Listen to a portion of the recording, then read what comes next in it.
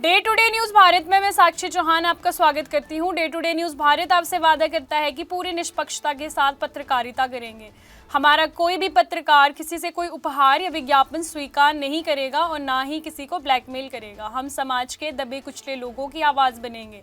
हम चैनल पर कोई ऐसी खबर नहीं दिखाएंगे जो लोगों को भ्रमित करने का काम करती हो। साथ ही हम लोकतंत्र के चौथे स्तंभ को मजबूत करने की कोशिश करेंगे। चलिए बात कर लेते हैं खबर की। मोदी सरकार ने ग्रामीण भारत को लेकर एक बड़ा और ऐतिहासिक कदम उठाया है। विकसित भारत गारंटी फॉर रोजगार एवं आजीविका मिशन यानी वीबीजी रामजी योजना को लेकर आज शिमला में भाजपा प्रदेश अध्यक्ष डॉक्टर राजीव बिंदल ने कांग्रेस पर जमकर निशाना साधा और कहा कि ये योजना ग्रामीण भारत के लिए एक नया युग साबित होगी। शिमला में आयोजित प्रेस वार्ता में भाजपा प्रदेश अध्यक्ष डॉक्टर राजीव बिंदल ने कहा कि प्रधानमंत्री नरेंद्र मोदी के नेतृत्व में केंद्र सरकार ने ग्रामीण विकसित और रोजगार को एक साथ जोड़ने का काम किया है। संसद के शीतकालीन सत्र में पारित वीबीजी रामजी विधेयक 2025 ग्रामीण भारत की तस्वीर बदलने जा रही है।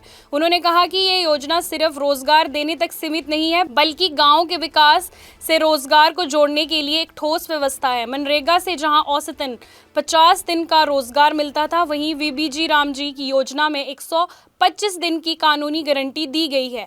डॉक्टर बिंदल ने कहा कि इस योजना के तहत ग्रामीण स्तर पर विकसित योजनाएं बनेंगी जो ब्लॉक, जिला और पीएम गति शक्ति प्लेटफॉर्म से जोड़ेगी। रोजगार इन्हीं विकसित कार्यों से पैदा होगा जिससे गांव का समग्र विकास सुनिश्चित किया जाएगा। केंद्र की एनडीए सरकार ने श्रद्धेय नरेंद्र भाई मोदी जी के नेतृत्व में देशव्यापी एक अत्यंत महत्वपूर्ण योजना का श्री गणेश किया है। पिछले दिनों हुए लोकसभा के सत्र में यह योजना पारित हुई। विकसित भारत गारंटी फॉर रोजगार व आजीविका मिशन ग्रामीण वीबीजी रामजी विधेयक 2025। यह योजना ग्रामीण क्षेत्रों में रोजगार के सृजन के लिए अत्यंत महत्वपूर्ण योजना है और आज के भारत के दृष्टिगत इस योजना का सृजन किया गया है।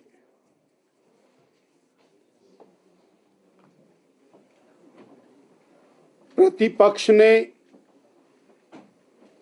अपनी दृष्टि से अनेक सवालात उठाए हैं। मैं वीबीजी रामजी योजना के बारे में कुछ विषय आपके सामने रखना चाहूंगा। भारत की आजादी से लेकर आज तक समय समय पर जो भी सरकारें सत्ता में आई, उन्होंने उस समय के अनुकूल सरकारों की क्षमताओं के अनुकूल कुछ योजनाओं का सृजन किया। आजादी से पहले इंग्लिश पीरियड में भी कुछ ग्रामीण रोजगार की दृष्टि से योजनाएं बनी थी, परंतु जो महत्वाकांक्षी योजनाएं आजादी के बाद बनी, उसमें rural manpower programme RMP 1960-61 में बना। उसके बाद crash scheme for rural employment CSRE 1971 में बना। उसके बाद national rural employment programme NREP ये 1980 में बना। जवाहर रोजगार योजना JRY 1989 में बनी, एम्प्लॉयमेंट इंश्योरेंस स्कीम EAS 1993 में बनी। उसके बाद संपूर्ण ग्राम रोजगार योजना SGRY 2001 में बनी और national food for work programme NFFWP 2004 में बनी और national rural employment guarantee act, जो बाद में Mahatma Gandhi national rural employment guarantee act मनरेगा, ये 2005 में इसका सृजन हुआ और 2005 से लेके 2025 तक मनरेगा Mahatma Gandhi rural employment guarantee act, ये ग्रामीण रोजगार की एक योजना चली। अर्थात अलग अलग समय में अलग अलग सरकारों ने, उसमें मेजॉरिटी टाइम कांग्रेस की सरकारें केंद्र में सत्ता में थी और ग्रामीण रोजगार की दिशा में अनेक योजनाएं बनी। उनकी कमियों को दूर करने के लिए या समाज की आवश्यकता के दृष्टिगत समय समय पर वो योजनाएं बदलती रही। लिंक्ड एम्प्लॉयमेंट, ये हमारा पहला सिद्धांत है। दूसरा, लीगली मैंडेटेड ट्रांसपेरेंसी, ये महत्वपूर्ण विषय है। मनरेगा में भी प्रावधान था कि यदि पेमेंट समय पर नहीं मिलती है, आपको रोजगार नहीं मिलता है, तो आपको और जुर्माने के तौर पर पैसा मिलेगा, परंतु ऐसा कहीं पर भी नहीं हुआ। और अब टाइम बाउंड पेमेंट और टाइम बाउंड पेमेंट के बाद यदि समय पर पेमेंट नहीं होती है या आपको रोजगार नहीं मिलता है, तो आपको पेमेंट का प्रावधान है। ये इसके अंदर एक महत्वपूर्ण पहलू है जो हमारे ध्यान में रहने का है। टाइम बाउंड वेज सिक्योरिटी और इंटीग्रेटेड नेशनल लोकल कन्वर्जेंस, जिसको मैंने PM गति शक्ति के साथ और योजना प्लान के साथ जोड़ करके बताया है, और इन्फोर्सेबल रिस्पॉन्सिबिलिटी, जिसमें ये और VB जी राम जी योजना बाकी योजनाओं से हर प्रकार से और इम्प्रूव्ड है, बेहतर है और आज के सरकमस्टेंसेस के अनुरूप है। मैं आपके सामने और विषय की गंभीरता को रखने के लिए और एक कुछ डाटा रखा। 2005 में ये योजना शुरू हुई। श्रीमती सोनिया गांधी जी के नेतृत्व में आदरणीय मनमोहन सिंह जी की सरकार भारत में थी और 2014 तक ये सरकार चली। तो हम इस डाटा के माध्यम से देख पाएंगे कि 2006 से लेके 2013-14 तक 2,13,220 करोड़ रुपया, 2,13,220 करोड़ रुपया उस समय तात्कालिक कांग्रेस या UPA सरकार के दौरान व्यय किया गया।